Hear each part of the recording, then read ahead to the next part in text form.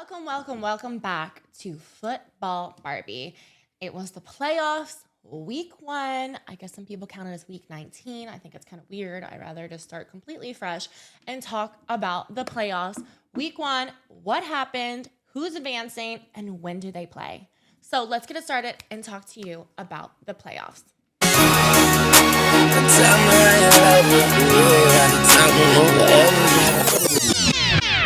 Hold up, wait a minute. Y'all thought I was finished? The first game was the Texans, was the Browns at the Texans. And what a game. I literally can't believe that basically Flacco had threw 2 pick sixes, interceptions, whatever. I mean, I think it does really truly suck for a quarterback when, it kind of just goes like that. Flacco was, 39, apparently. He came off the couch, is what they're saying, to go to a 4-1 starter to end the regular season for the Browns. So we have to give it to Flacco because clearly I don't think anybody really thought the Browns, I sure as heck didn't, were going to be 11 and 6? Yeah, didn't think that was going to happen, okay? For sure not. But it was apparently his 17th postseason game, but it was his first in 9 years. He finished for 307 yards and a touchdown pass in the first half, but his mistakes in that third quarter were too much under pressure. Kareem Hunt ran for a touchdown and had a touchdown reception, but only had 26 yards rushing. The Texans shut them down. You had CJ Stroud playing, so obviously that's huge help. I mean, nobody, I'm sure, thought the Texans were going to be as good as they were. Nobody knows how these rookie quarterbacks are going to do, and I think that's why the Colts and the Texans were able to do so well this season. Unfortunately, didn't say the same thing about Bryce Young. So Stroud becomes the youngest quarterback to win a playoff game. So congrats to CJ Stroud for that. He threw for 274 yards and 3 touchdowns. The Texans returned 2 interceptions, like I said, by Joe Flacco for a score in a 45-14. When the Texans got up to score to 45-14, Stroud was replaced by his backup quarterback, Davis Mills. Collins had 6 receptions for 96 yards and a touchdown. Devin Singletary, which is one of their star players, ran for 66 yards and had a late score for Houston. And now Houston will take and go to the Baltimore Ravens Saturday. Obviously, we said this is Pacific times. Saturday, 1:30 p.m. So I'm going to do a whole little prediction about how I feel like who's going to do what coming up. But later on Friday, I'll have that out. So let's just see kind of what happens and what's going to go on. Next up, you had Miami at Kansas City. So apparently, this was the 4th coldest game in history. I mean, I just felt so bad having them watch and then play in that. I mean, I don't understand why they couldn't move it, but I get it. It's so much to move. The Dolphins team was so injury depleted. The Tua was constantly pressured. Tyreek Hill had a 53-yard touchdown pass, but otherwise it was basically almost shut out in the game, and they finished with only 264 total yards. They have not won, apparently, at Arrowhead since November 6, 2011, or won a playoff game since December 30th, 2000. So it's literally been a very long time since the Miami Dolphins have even won a playoff game. I really thought this could have been their year to at least advance at least once, but apparently not. Tua, however, did go 20 for 30 and only had 199 passing yards and an interception. This is the Dolphins' 11th straight loss when game time temperatures are 40 degrees or below. So that's kind of interesting. Like, the Dolphins really just because they're so used to being in the warmth that they can't play very well when it's 40 degrees or lower. I don't know. As for Kansas City, the game was so cold that Mahomes' helmet had a piece fly off after a hit. Like, how often does that helmet happen? I mean, Mahomes apparently was saying that his helmet literally felt like it was frozen. Andy Reid's mustache frozen to sidelines, and apparently, like I said, it was the 4th coldest game in the history. Mahomes threw for 262 yards, found Rashee Rice 8 times for 130 yards and a touchdown, and made several runs for a first down. Isaiah Pacheco ran for 89 yards and a touchdown, whereas this was their, and then you also had Harrison Butker, their kicker, added 4 field goals to them as well. This was their 15th consecutive home playoff game. Is that not crazy? But literally now, the tables are about to turn for the Chiefs. The Chiefs have to actually head to Buffalo, super cold, not that they didn't just play in the cold, to face off against the Buffalo Bills Sunday. I'm going to go 5:30 p.m. Maybe, I don't know. Maybe it's 3:30 p.m. I might have to recheck that one. But they are playing Sunday, the Chiefs. So let's see what happens. Then you have Green Bay at Dallas. So Green Bay, Aaron Jones ran for 3 touchdowns. Aaron Jones was just our star player. And honestly, I had picked the Cowboys. So yeah, first off, let's say I picked the Texans. I picked the Browns. I picked the Browns. The Texans won. So that game was a loss for me. Then I picked Kansas City, even though I really wanted Miami to win. So I won technically that one. I am sure, like everybody else, really thought that Dallas was going to win this game here versus Green Bay, especially Dallas at home. They are completely unbeatable at home. However, here's the interesting facts. Jordan Love threw for 3 more touchdowns in his postseason debut. Darnell Savage returned an interception for 64 yards. The Packers handed the Cowboys their first home loss since the 2022 opener in a 48-32 wild card stunner. They now have 2 playoff victories over the Cowboys. Rodgers beat them in 2016 and Prescott's rookie year and now. So this is also the first time since 2020 when they added that 7th team to a playoff that the 7th seed advanced in the playoffs. So congrats to the Green Bay Packers for that. Also, they are 6-0 against the Cowboys at AT&T Stadium. So now I actually learning that, I understand why when I went to Dallas for like in 2019 to their stadium, they said they hate Packers fans. And I guess this is why they would hate Packers fans. So that's kind of funny. Green Bay will now go to San Francisco Saturday, 5:15 p.m. As for Dallas, Dak threw 2 interceptions before 3 mostly empty touchdown passes in order another choke for the Cowboys in the playoffs, which is quite unfortunate. The Cowboys really did seem like they were going to try to come back at the end, and I would have thought it would have been quite a miracle had they been able to actually come back. The Cowboys haven't reached an NFC championship game in 28 years since I think the last time they were at the Super Bowl. Then you have the people are saying that the Dallas coach Mike McCarthy's job could be on the line. It is now the 2nd time in 3 postseasons that they lost their playoff opener at home. They are the first team to win at least 12 games in 3 consecutive playoff seasons without making a conference title game.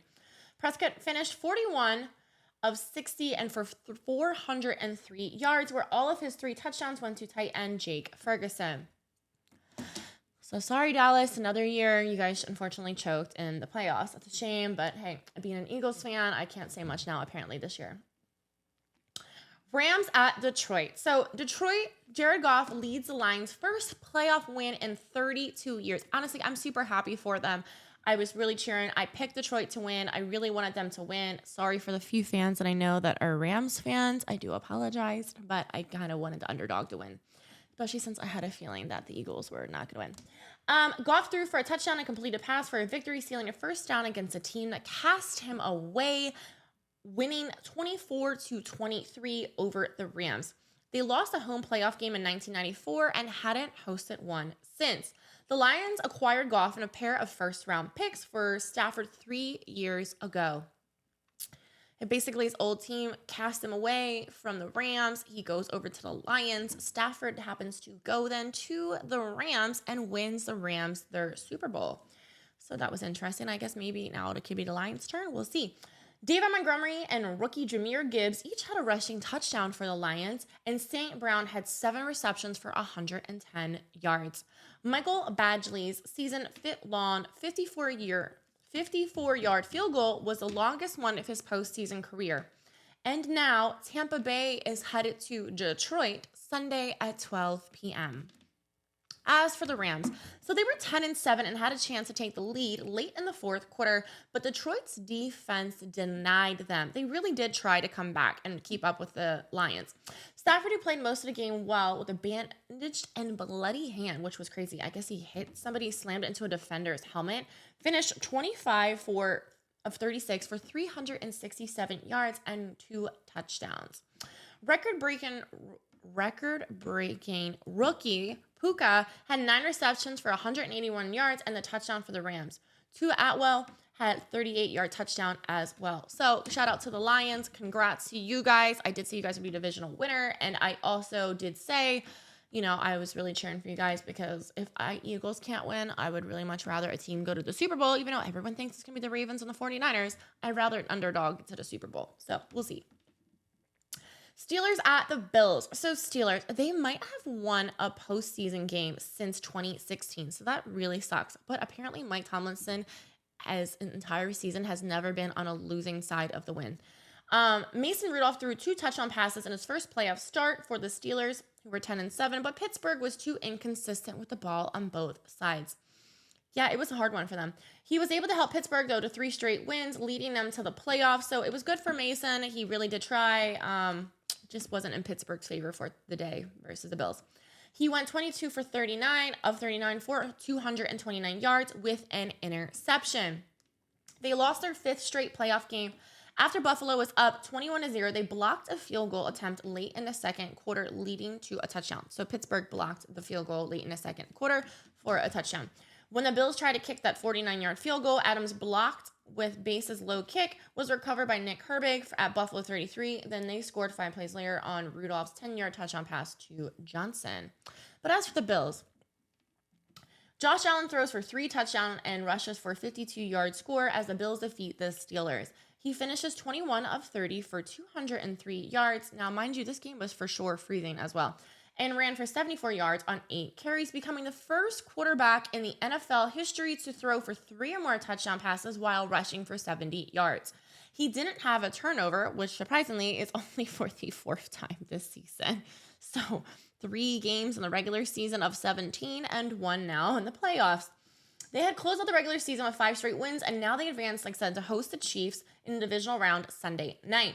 The Bills played in the playoffs against the Chiefs in 2020 and 2021, but it was at the Chiefs, and they lost both those games. So now let's see what happens when the tables are turned. Will the Chiefs lose at Buffalo? And last up was my poor, unfortunate Eagles at Tampa. So honestly, I picked Eagles to win, but I just had a bad feeling, especially once I found out in the middle of the week that A.J. Brown was out. A.J. Brown is my favorite player for sure, at least one of my favorite players, wide receivers, second favorite wide receiver in the entire league. And, the only thing I can do was hope to wear this necklace today because I couldn't even convince myself to put on a jersey after how we played yesterday. I honestly stopped watching at halftime and I turned. Siri was literally a biatch to me. I asked, she's trying to talk to me. I asked Siri, what is the score of the Eagles-Tampa Bay game? And would you like to know what Siri decided to tell me? Siri decided to tell me at the end of the game that, it's trying to really talk to me right now. Siri decided to tell me that the Eagles are getting demolished by the Tampa Bay Buccaneers. I'm like, what kind of fucking shit is this? You're going to literally talk to me like that, Siri? I'm so mad. Okay. Yeah. Siri, I'm super mad at you. Don't talk to me. Okay, so Jalen Hurts had an injured finger. So not only did Jalen Hurts apparently had dislocated his finger in the Giants game, he was on his throwing hand, of course. He started the glove, but he took it off. He apparently never played with a glove before. He was still 25 of 35 for 250 yards and 1 touchdown. The Eagles defense looked as if it couldn't tackle anyone. I wasn't really sure what's going on. Like, the Bucs players were just running past us. It was just truly insane. They went for it on a 4th and 2, didn't get it. That was embarrassing. And they also tried to go for 2 points instead of a field goal, and they missed that as well. So whatever with that happened, that was just insanely crazy to me. We definitely felt that the missing of A.J. Brown. And then Julio Jones goes out in the second quarter with a concussion. I was like, oh, we're done. Tampa came out storming with a touchdown on the first drive, and we don't even have 2 good wide receivers. So many people are hurt. I'm like, this is bad. Then Darius Slay got carted off in the last 6 minutes of the game. Our injuries were just honestly brutal. Smith finished with 8 receptions for 148 yards for the Eagles, and apparently Jason Kelce, which I kind of figured that was coming, just announced his retirement. So now we just lost our center. As for Tampa, they were able to score a touchdown on their first drive where the Eagles got forced to punt and not getting any points on theirs. As for Baker Mayfield, he threw for 337 yards and 3 touchdowns to lead the Bucs to a 32-9 win over the Eagles. He had 22 of 36 passes without an interception, and he had his first playoff appearance in quite some time. They now go and play the Lions this week.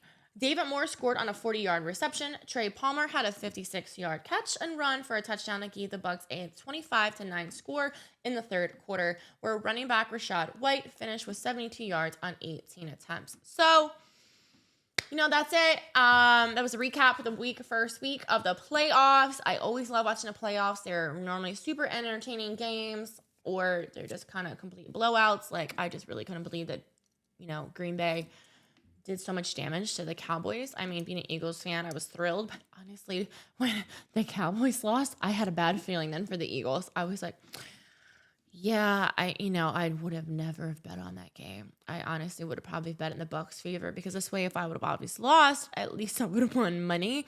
But so be it. Thank you guys so much for watching Football Barbie. Please comment, like, subscribe. I love y'all. Ta-ta for now.